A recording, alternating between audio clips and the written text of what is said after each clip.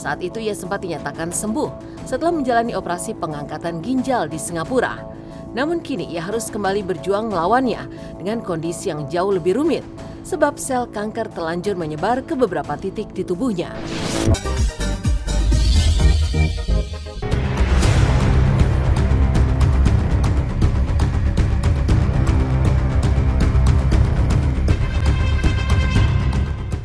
Putri Patricia terkena tumor di rahim. Pemirsa Silet RCTI, lama tak muncul di dunia entertainment tanah air, kabar mengejutkan hadir dari aktris peran senior Putri Patricia. Pasalnya ia didiagnosa mengidap penyakit tumor di bagian rahimnya. Untuk mengetahui kondisi kesehatannya lebih lanjut, ia pun memutuskan untuk menjalani serangkaian tes medis. Hingga akhirnya Putri harus mengambil tindakan operasi guna mengangkat tumor sebelum semakin parah menggerogoti tubuhnya. Ditemui oleh awak media kemarin, Putri mengaku bahwa saat ini kondisinya perlahan sudah membaik. Lantas seperti apa sebenarnya kronologi dan penyebab Putri Patricia mengidap penyakit tumor di rahimnya?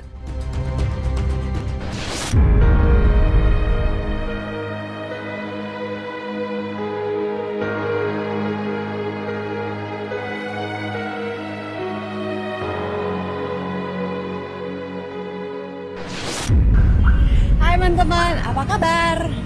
Jadi, masih ingat kan kemarin saya ada cerita kalau saya tinggal satu tiny lagi step untuk bisa tahu hasil PA-nya apa. Nah, today is the day yang dimana saya akan kontrol sama dokter dan juga kita akan membaca hasil PA-nya itu bersama-sama. Oke, mari kita tunggu. Pengen tahu hasilnya apa, mudah-mudahan yang terbaik lah pokoknya. Jadi ditunggu update-nya.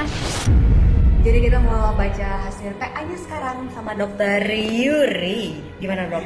Oke. Hasil PA-nya sudah keluar. Hasilnya jinak.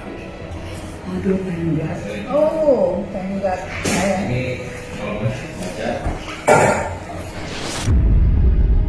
Hai teman-teman, pertama-tama saya mau mengucapkan terima kasih sebanyak-banyaknya atas doa dari teman-teman. Kemarin operasi bisa berjalan dengan lancar dan juga mohon maaf kalau saya kalau yang masih belum tahu. Jadi saya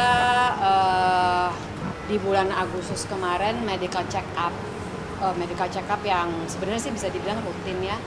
Terus pas lagi saya medical check up tersebut tiba-tiba ada ketahuan kalau saya mempunyai lump itu apa sih? Benjolan itu letaknya ada di bagian rahim gitu. Nah terus kenapa jadi kalau di dunia medis itu benjolan itu pasti dinamakan tumor. Nah nanti dari situ akan bisa didetermine tumor itu jinak ataupun ganas gitu. Bisa dibilang syukur alhamdulillah puji Tuhan proses saya lumayan cepat, tidak ada masalah dan ya begitu deh, sehat. Pak, Putri Patricia di era tahun 2000-an hingga 2010, selain sebagai host, ia dikenal membintangi berbagai judul film dan sinetron di RCTI, seperti Gini Oh Gini hingga judul sinetron lainnya. Kini di tengah kabar sakit tumor yang sempat ia derita, ia menganggap semua yang terjadi merupakan kehendak Sang Pencipta. Dirinya pun bersyukur tumor bisa terdeteksi lebih cepat karena jika terlambat, kemungkinan paling terburuk yakni harus mengangkat rahimnya. Meski sudah melakukan operasi, namun Putri masih harus melakukan pengecekan setiap 3 bulan serta menerapkan pola hidup sehat. Oh aman, karena kan problem yang paling besar kan sudah diangkat, tapi balik lagi tetap harus menjaga hidup sehat karena kalau enggak kita bisa muncul karena tingkat muncul itu masih tetap ada, nggak benar-benar completely 100% kita clear, masih tetap ada 2%-nya itu. Kalau untuk yang sekarang sih sudah clear, tapi ya itu saya masih harus jaga badan, maksudnya kayak yang makan harus dijaga, terus ya pola hidup sehat, makan sehat gitu kan. Nah itu setiap 3 bulan saya harus kontrol ke dokter untuk maintain.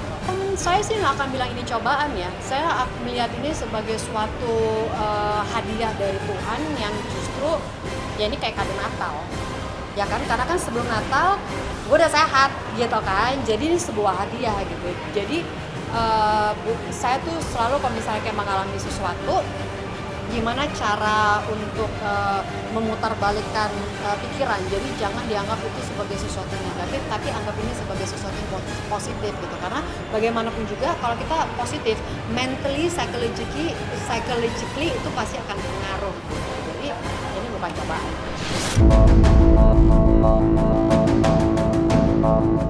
Vidi Aldiano kena kanker di ginjal stadium 3. Kisah perjuangan untuk sembuh dari penyakit yang tidak diduga-duga juga hadir dari penyanyi Vidi Aldiano. Pelantun tembang Nuansa Bening tersebut diketahui mengidap sakit kanker ginjal pada tahun 2019 silam. Saat itu ia sempat dinyatakan sembuh setelah menjalani operasi pengangkatan ginjal di Singapura. Namun kini ia harus kembali berjuang melawannya dengan kondisi yang jauh lebih rumit, sebab sel kanker telanjur menyebar ke beberapa titik di tubuhnya. Meski belum sembuh sepenuhnya, bahkan harus menjalani pengobatan berkala, namun Vidi tampak begitu sepenuh hati dan ceria menjalani kehidupannya. Ia bahkan tetap berkarya, jalan-jalan dan menghadiri berbagai acara, menampilkan dirinya seolah tidak terjadi apa-apa.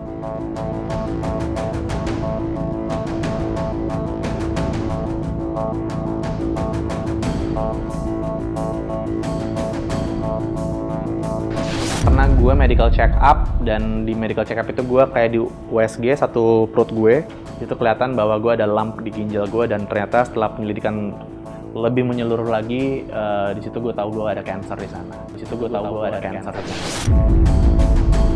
Jujur pertama kali tahu lumayan agak hopeless, pasti sedih banget lah, pasti siapa yang nggak sedih, dan lumayan ngerasa yang nggak berguna aja gitu. Apa yang gue udah kerjakan bertahun-tahun itu kayak nggak ada gunanya, down banget, yes. Tapi I feel very lucky again karena I have a very strong and supportive family and friends gitu ya. Dari @ayukput_, dia nanya, kenapa kak memilih untuk cepat kembali bekerja lagi? Kenapa kakak nggak mau istirahat aja dulu? I feel like I rested enough. Gue kemarin dari Desember tanggal 13 hari gue operasi sampai Januari 1 bulan full gue itu istirahat gitu ya. Istirahat kan nggak perlu gue cuman di kasur tiduran doang. I feel like gue nggak mikirin kerjaan, gue nggak ngapa-ngapain, gue liburan, itu buat gue tuh udah lumayan istirahat gitu. Dan gue lebih bisa mengenal badan gue setelah gue operasi. I feel like one and a half month is more than enough for me to rest sebenarnya. Sekarang sudah semakin pulih, kalau lagi sholat udah aman, waktu shoot juga udah aman.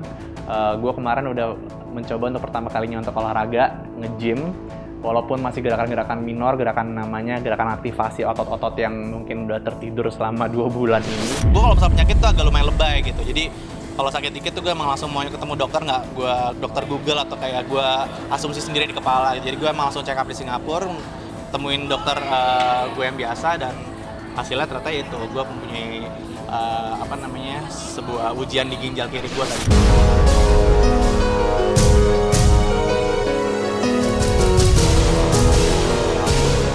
Kiki Fatmala meninggal karena kanker paru-paru stadium 4. Sementara itu, kisah selebriti berjuang melawan penyakit ganas, bahkan hingga akhir hayatnya hadir dari sosok aktris senior Kiki Fatmala. Tepat 1 Desember 2023 kemarin, wanita yang dikenal lewat peran sebagai si manis jembatan Ancol itu kembali ke pangkuan sang pencipta.